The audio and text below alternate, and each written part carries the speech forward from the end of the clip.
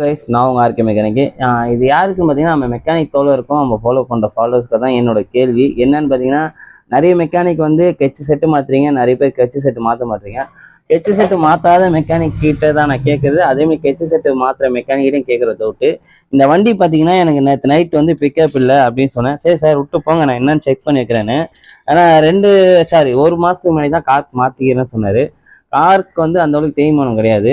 ஆனால் சீல் பிளேட்டோட தேய்மானம் பார்த்தீங்கன்னா, இன்னர் ரப்பெல்லாம் அவுட்டு அடி வாங்கிறது. இது தெரிஞ்சு ஏன் காருக்கு மாற்றினாங்கன்னு எனக்கு தெரியல. என்னோட பார்க்குற சேனல் பார்க்குற ஃபாலோஸ் பண்ணுற ஃபாலோவர்ஸ்க்கும் மெக்கானிக் கேட்குற கேள்வி, ஏன் கெச்சு செட்டு மாற்ற மாட்டுறாங்க. ஆனால் இன்னொரு டவுட்டு என்னென்னா, மொத்தம் எனக்கு 2 டவுட்டு.